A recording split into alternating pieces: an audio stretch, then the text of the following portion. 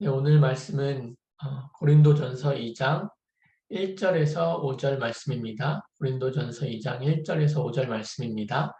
네, 굳이 오늘 말씀의 제목을 지어본다면 우리의 믿음, 하나님의 능력과 지혜라는 말씀으로 네, 오늘 말씀을 전해보도록 하겠습니다. 네, 오늘 그 본문 말씀 읽기에 앞서서 3월 2일 그 새벽 예배를 통해서 사도 바울이 아가야 혹은 그리스 전체 복음화를 위해 고린도의 교회를 세우고 특히 복음을 생명으로 받은 브리스길라와 아굴라 부부를 통해서 고린도와 그리스 전체에 복음을 전할 수 있는 귀한 교회로 고린도 교회가 쓰임받게 되었다는 사실을 전해드렸는데요. 그러나 지역과 그리스 전체를 복음으로 살려야 하는 고린도 교회에 여러 가지 문제가 생기게 됩니다.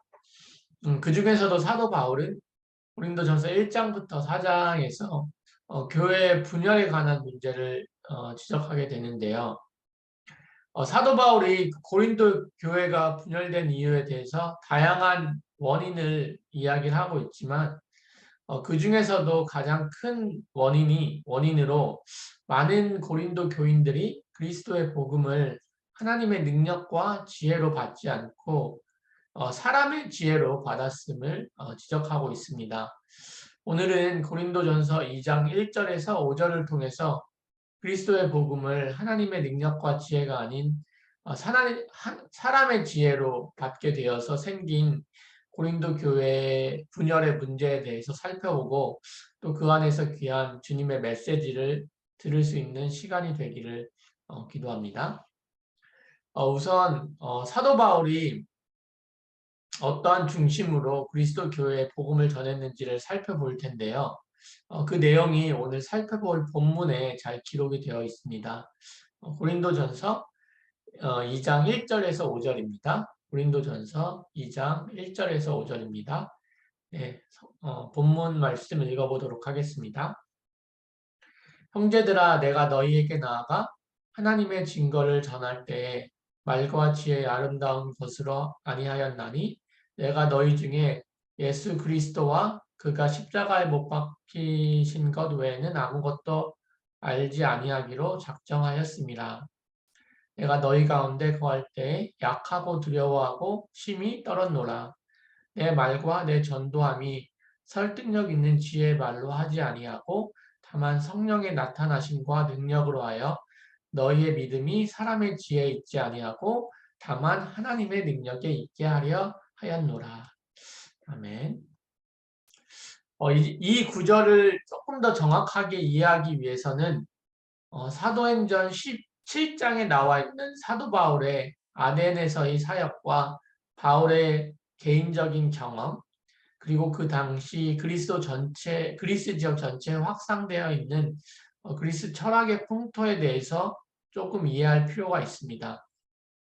사도행전 18장에서 사실 이제 사도 바울이 고린도 교회를 세우는 그 장면이 이제 기록이 되어 있는데 사도행전 17장 그 전 고린도 사역 이전 사도행전 17장 16절부터 보면 사도 바울이 아덴에 있는 많은 사람들이 우상 숭배하고 있는 것에 대해서 안타까워하며 복음을 전하는 장면, 즉 아덴에서의 사역이 기록이 되어 있습니다.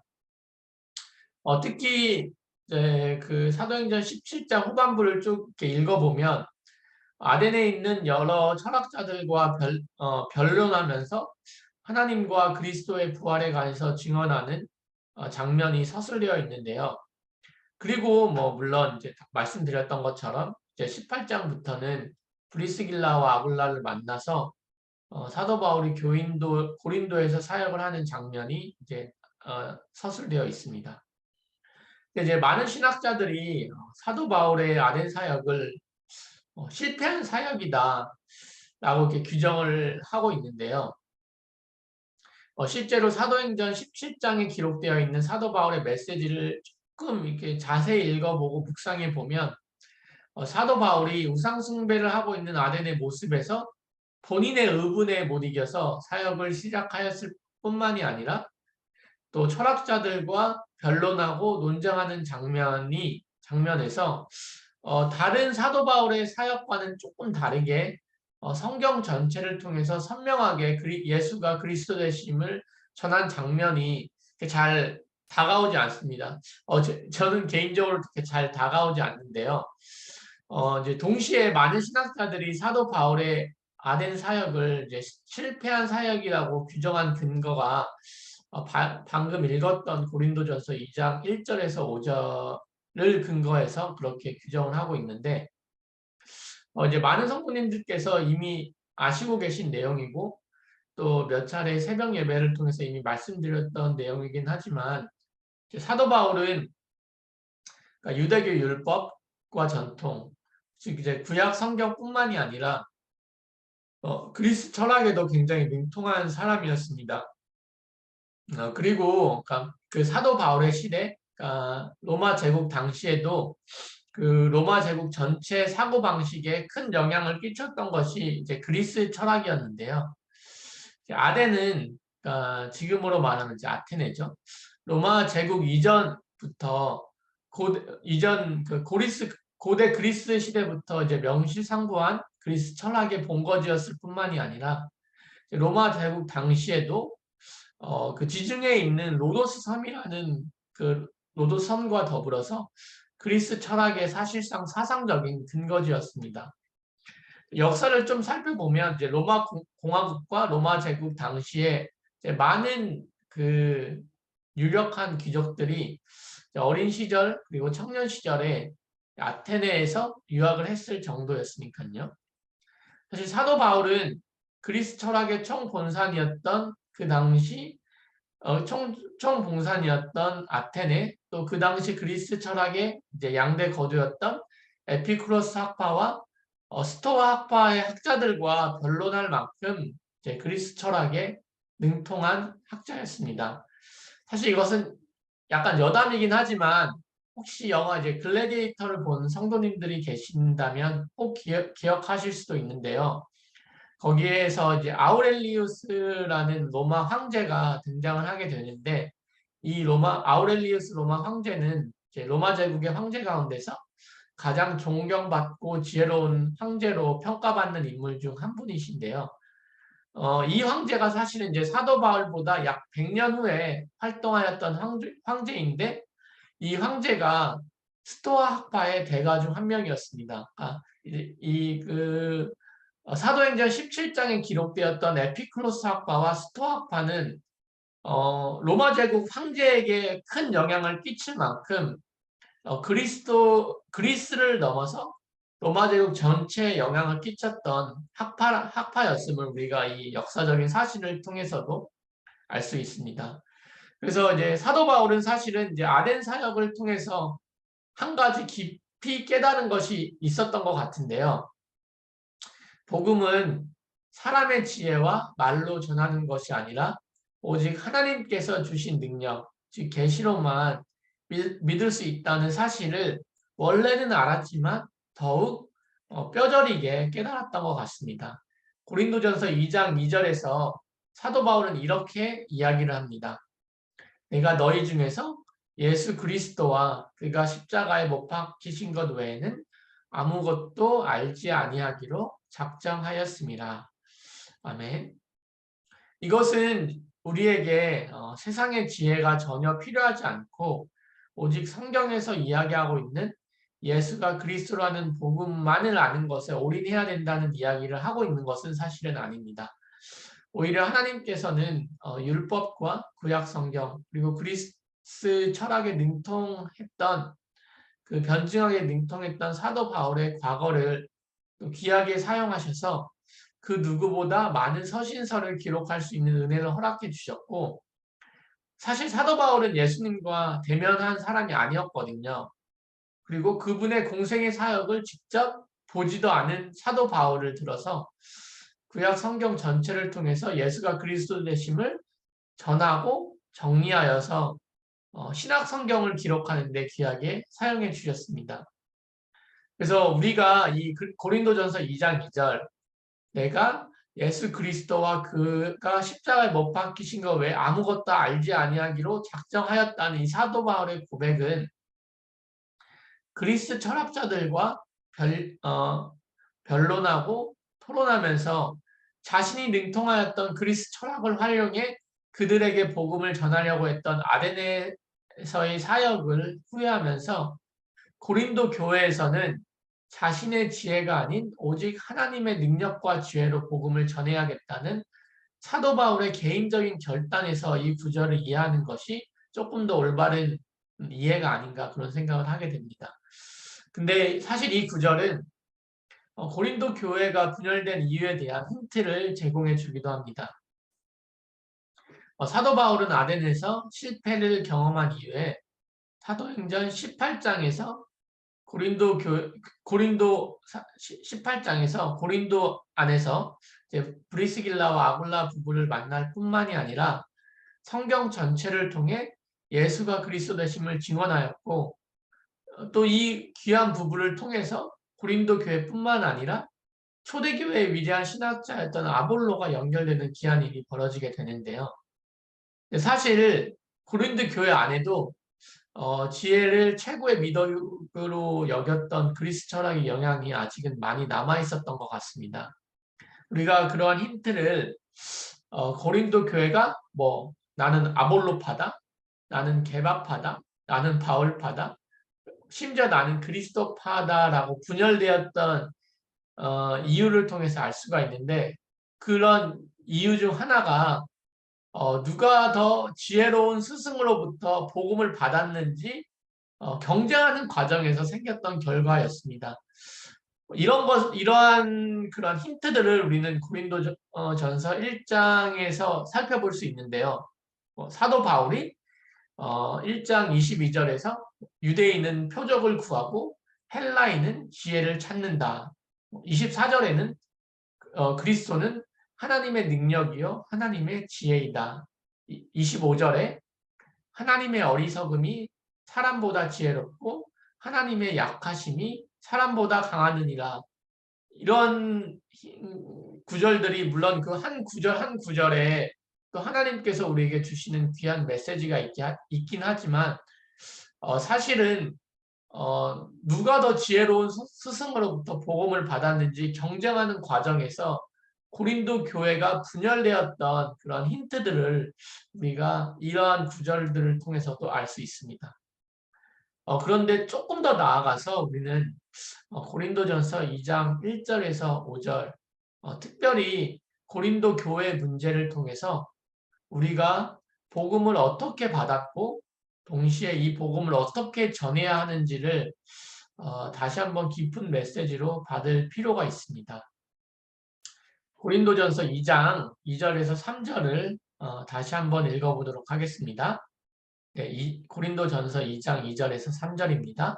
내가 너희 중에 예수 그리스도와 그가 십자가에 못 박히신 것 외에는 아무것도 알지 아니하기로 작정하였습니다. 내가 너희 가운데 거할 때에 약하고 두려워하고 심히 떨었노라. 아멘. 앞서 설명드린 것처럼 이 구절은 사도 바울의 아덴 사역에서의 실패와 고린도 교회의 문제를 염두에 두고 이해해야 하는 그런 구절인데요.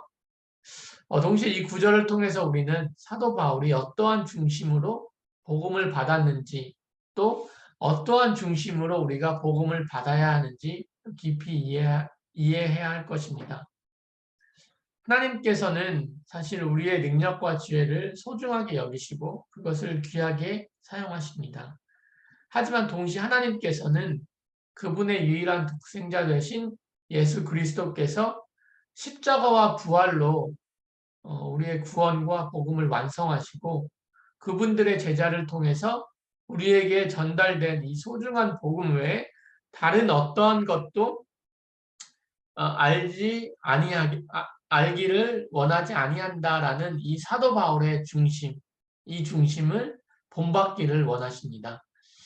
이것을 조금 더 이해하기 쉽게 풀어서 설명한다면 우리의 삶에 가장 중요하고 핵심적인 위치에 복음이 있기를 원한다는 의미로 이해해도 크게 틀린 해석은 아닐 것이라 생각이 됩니다. 사도 바울은 복음이 얼마나 큰지를 알았고 그 복음과 비교해서 자신의 지혜와 지식 그리고 능력이 얼마나 작은지를 사실은 아덴 사역을 통해서 절실하게 깨달았기 때문에 두려움과 떨림으로 복음을 다시 한번 깊이 받을 수 있게 되었습니다. 고린도 교회의 문제, 나아가 우리 자신의 문제는 사실은 근본적으로 우리의 지식의 부족함도 아니고 우리의 능력의 부족함, 우리의 연약함 때문도 아닐 것입니다. 뭐 사실은 어떤 의미에서는 그러한 틈을 계속해서 허용하기는 하지만 사탄의 문제는 더더욱 아닐 것입니다. 사실 우리의 정말로 예수를 그리스도로 믿고 정말로 그분을 나의 주인으로 영접한 모든 성도들 그리고 그렇게 믿는 모든 믿는 자들에게 우리의 사실 본질적인 문제는 복음이 얼마나 크게 보이는지 그리고 그 복음을 겸손함으로 때로는 두려움과 떨림으로 대면하고 있는지 혹은 단순한 세상적인 지식이나 지혜의 수준에서 이해하고 있는지 아닌지에 관한 문제일 것입니다. 그것이 우리의 사실 고린도 교회의 분열의 이유였고 또한 우리가 지금 예수를 그리스도로 믿고 살아가고 있는 와중에 겪고 있는 가장 근본적인 문제가 아닌가라는 부분을 또 고린도전서 2장을 묵상하면서 생각해 보게 되었습니다. 두 번째는 우리가 어떠한 중심으로 복음을 전해야 하는지 고린도전서 2장 4절에서 5절을 통해 다시 한번 확인할 필요가 있습니다. 고린도전서 2장 4절에서 5절입니다. 내 말과 내 전도함이 설득력 있는 지혜의 말로 하지 아니하고 다만 성령의 나타나심과 능력으로 하여 너희의 믿음이 사람의 지혜에 있지 아니하고 다만 하나님의 능력에 있게 하려 하였노라. 사실 이 구절 역시 사도 바울의 아덴 사역에 대한 경험과 고린도 교회 분열의 문제의 연장선에서 이해해야 하지만 동시에 우리가 어떠한 중심으로 복음을 전해야 하는지에 대해서도 중요한 힌트를 우리에게 알려줍니다. 사도 바울은 이제 2절과 3절에서 이렇게 이야기를 합니다. 나는 그리스도의 복음을 사람의 지혜와 수준으로 이해하지 않기로 작정하였다. 항상 두려움과 떨림으로 이 복음을 더욱더 알아가고 믿어가기로 작정하였다. 더 이상 아덴에서의 실패를 반복하지 않을 것이다. 그렇기에 내가 지금까지 공부했던 철학과 변론과 지혜의 말이 아니라 오직 성령에 사로잡힌 바 되어서 담대하게 예수가 그리스도 되심을 전하였다. 고린도 교회에서 너희에게 그렇게 전하였다. 그래서 너희의 믿음과 근거가 사람의 지혜가 아니라 하나님의 능력이시요 하나님의 지혜이신 그리스도가 되게 하기 위해서 나의 중심을 다하여서 너희 교회에서 사역을 하였다. 그런데 어찌하여 너희는 그리스도의 복음을 사람의 수준과 지혜로 이해하고 그 결과 그리스도의 몸된 교회가 분열되는 결과를 초래하였느냐. 이러한 중심으로 고린도전서 2장 4절과 5절을 기록하였을 것입니다. 사도 바울이. 우리는 이 구절을 통해서 다시 한번 어떠한 중심으로 복음을 전해야 하는지 이해하고 믿을 필요가 있을 것입니다. 성경의 복음 12강과 27강을 잘 정리하고 우리의 것으로 소화하는 것은 사실 너무나 중요한 일입니다. 나아가 귀한 성경학교와 성경 통독을 통해서 성경 전체가 예수가 그리스도 되심을 증언하고 있음을 발견하는 것도 사실 우리에게 있어서 그 어떠한 것과도 비교할 수 없는 너무나 중요한 일이고 너무나 중요한 사역일 것입니다. 그리고 그 안에서 예수를 그리스도로 증언하는 사역을 하나님께서 너무나 귀하게 생각하시고 특히 이 사역을 통해서 지역과 교회에 나아가 세계복음화를 할 수 있는 브리스 길라와 아굴라와 같은 제자들과 연결되는 것을 하나님께서 너무나 기뻐하십니다. 그럼에도 불구하고 우리는 이 모든 사역 중심에 항상 성령의 나타나심과 능력, 즉 이 모든 것은 하나님의 사역이며 하나님께서 하시는 일이라는 것을 절대 잊어서는 안 될 것입니다. 우리는 복음을 겸손함으로 때로는 두려움과 떨림으로 받아야 하며 이러한 동일한 중심으로 복음을 증거해야 할 것입니다. 말씀을 한번 정리해 보겠습니다. 고린도 교회의 분열의 문제는 복음을 하나님의 지혜와 능력이 아니라 사람의 지혜와 수준으로 이해하였기 때문에 발생하였던 문제였습니다. 그렇게 이해하였기 때문에 고린도 교회 내에 나는 지혜로운 선생인 사도 바울에게 복음을 받았다. 아니다. 나는 위대한 신학자인 아볼로에게 복음을 받았다.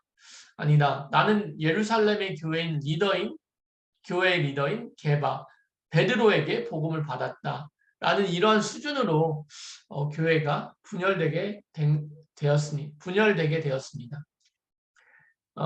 또한 사도 바울은 아덴 사역에서 사람의 지혜와 사람의 능력으로 복음을 전하면 안 되겠다는 뼈저린 경험을 하고 난 이후에 오직 하나님의 능력과 성령에 붙잡힌 바 되어서 고린도 교회에서 복음을 전했는데도 불구하고 이렇게 교회가 분열되는 문제가 발생되는 것을 우리는 고린도 전서를 통해 알 수 있습니다. 사도 바울도 아덴에서 경험하였던 실수였고 그 실수를 고린도 교회 성도들이 반복하고 있는 것을 보면 우리는 이 문제가 고린도 교회 문제뿐만이 아니라 고린도 전서를 통해 중요한 하나님의 메시지로 받아야 될 것입니다. 오늘 본문 고린도전서 2장 1절에서 5절을 통해 우리는 우리에게 주신 복음이 하나님의 능력이고 하나님의 지혜임을 다시 한번 깨달아야 할 것입니다. 또한 고린도 교회의 문제가 고린도 교회의 문제일 뿐만이 아니라 우리의 문제이기도 하며 우리의 문제가 다른 것이 아니라 복음을 하나님의 능력과 지혜로 보지 못하는 것에 기인함을 정확하게 알고 믿어야 할 것입니다. 그래서 우리에게 필요한 것은 겸손하게 때로는 두려움과 떨림으로 하나님 앞에 나아가야 된다는 사실임을 정확하게 알고 믿어야 할 것입니다. 우리는 자격이 없음에도 하나님께서 우리를 일방적인 은혜로 선택해 주셨다는 사실에 감사해야 하며 선택하였음에도 불구하고 우리에게 주신 복음을 더욱더 하나님의 지혜로 알아가고 이해하고 믿어야 함으로 하나님 앞에 나아가야 된다는 사실을 더욱더 깊이 깨달아야 하며 이 복음을 계속해서 하나님의 지혜가 아닌 사람의 지혜로 이해하려고 하는 우리의 부족함을 겸손하게 하나님 앞에 인정하고 두려움과 떨림으로 하나님 앞에 서야 할 것입니다. 그러한 모습으로 하나님 앞에 계속해서 쓰임 받을 때 원래 고린도 교회에 세우신 목적, 그리스와 아가야 전체를 살리고자 했던 하나님의 선한 계획처럼 하나님께서는 우리 또한 성경의 복음으로 세계 복음화를 완성하여 주님의 재림을 준비하는 귀한 자리로 계속해서 우리를 인도해 주실 것입니다. 이 귀한 일에 쓰임 받는 모든 복음 가득한 교회 성도님들, 특히 새벽부터 하나님 앞에 나와서 기도하는 귀한 예배자 되기를 그리스도의 이름으로 기도합니다. 오늘 기도하심으로 새벽 예배 마치도록 하겠습니다. 하나님 아버지, 우리에게 또 새벽 예배를 통해 하나님의 말씀을 허락하여 주심을 감사드립니다. 하나님, 우리에게 은혜를 허락하여 주옵소서. 우리의 문제가 다른 것이 문제가 아니라 정말로 하나님의 말씀, 성경의 복음을 하나님의 지혜로 받지 아니하는 우리의 나약함을 인정할 수 있는 은혜를 허락하여 주옵소서. 하나님, 복음을 하나님의 능력으로, 하나님의 지혜로 이해할 수 있는 은혜를 허락하여 주시며, 나아가 그러한 중심으로 복음을 증언할 수 있는, 복음을 증거할 수 있는 우리 모두가 될 수 있도록 더 큰 계시를 허락하여 주옵소서. 하나님, 고린도 교회의 문제를 통해 우리의 부족함과 우리의 연약함을 다시 한번 깨닫게 하여 주시며, 우리의 부족함과 우리의 연약함을 넘어서 하나님의 능력이시요 하나님의 지혜이신 그리스도의 복음을 더욱 깊이 붙잡을 수 있는 은혜를 허락하여 주심을 감사합니다. 주님, 정말로 날마다 그리스도의 복음이 우리의 능력이 되게 하여 주시며, 그리스도의 복음이 우리의 지혜가 되게 하여 주옵소서. 더욱더 복음을 깨달아가며, 더욱더 복음을 증언해가며, 하나님 성경 전체를 통해 예수가 그리스도 되심을 알고 믿는, 그리하여 정말로 하나님의 능력과 지혜로 증언할 수 있는 모든 복음 가득한 교회 성도님들, 특히 새벽 예배에 나와 예배드리는 모든 예배자들에게 동일한 중심과 동일한 은혜를 허락하여 주옵소서. 감사드리며 우리 주 예수 그리스도의 이름으로 기도합니다. 아멘. 네, 오늘은 특히 지금 진행되고 있는 캐나다 사역을 두고 기도하겠습니다.